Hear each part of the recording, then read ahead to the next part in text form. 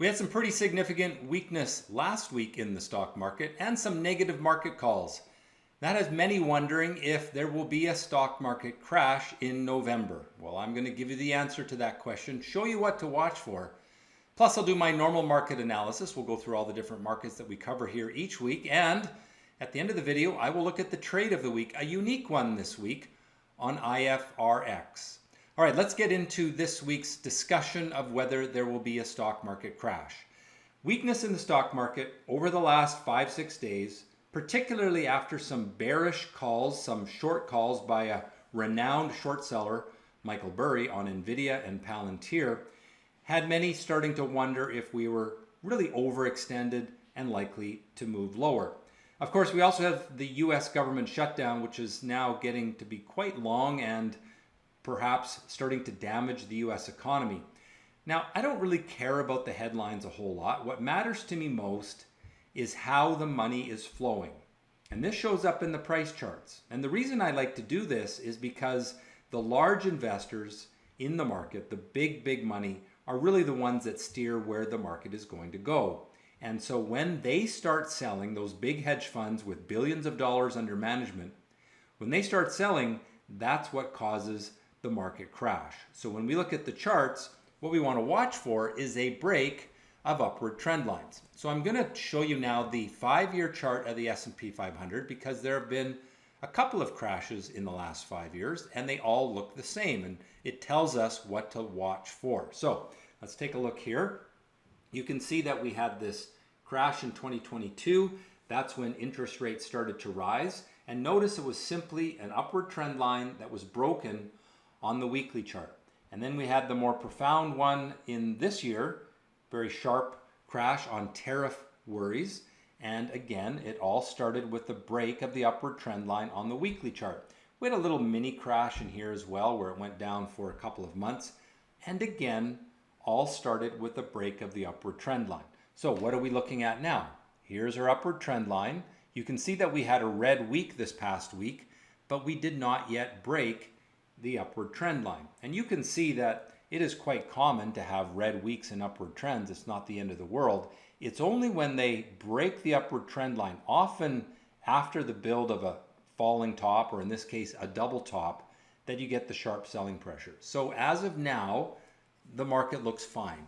Doesn't mean we should not be cautious, doesn't mean we shouldn't watch for weakness, but what it means is that we can sort of go into this next week with some confidence until that upward trend line breaks. All right, now let's jump into the Stockscores website and do my normal market analysis. We're going to go across all the markets.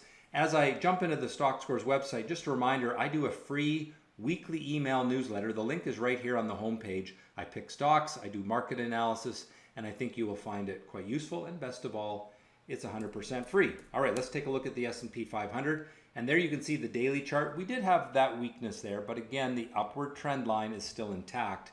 We had a nice little comeback on Friday, holding that upward trend line. If we look at the short-term chart, you see the weakness of last week right in here.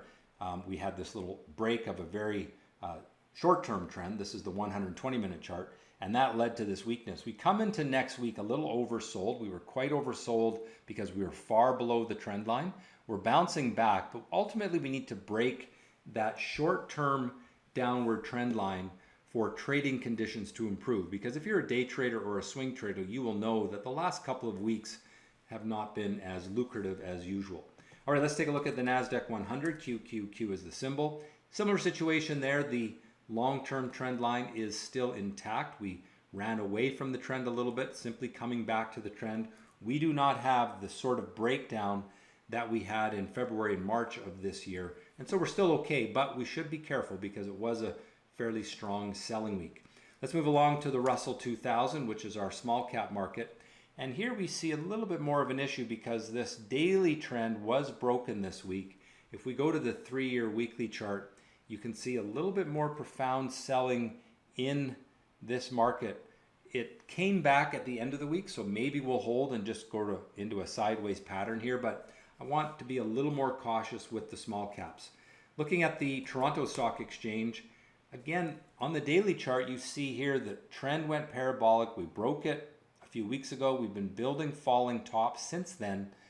If we start to break down through this floor, then I think we could see more selling pressure in the Canadian market. And a lot of the reason for the selling pressure in the Canadian market was because the mining stocks, which have done so well, have been giving back the gains. There's the price of gold, the break of the upward trend line. You'll know that I took a bit of a negative view on gold a few weeks ago. We are stabilizing, and if we look at the 3-year weekly chart, we have not broken the linear trend on the 3-year weekly chart, but we got very overbought. Now, what do I mean when I say overbought? When price runs away from the trend line, it is overbought. So anytime you above the trend line, you usually come back to it. Well, we were way above on gold, and it seems like we're working our way back to it. Doesn't mean that the long-term bull market in gold is over, but it does mean that it's likely topping out for the short term. Moving along to oil, USO, really choppy sideways, generally falling top, so not a real strong market, but not particularly weak either. It's just kind of grinding along. We've been in this sort of grinding market in oil for a long time. Let's take a look at the US dollar. UUP is the symbol.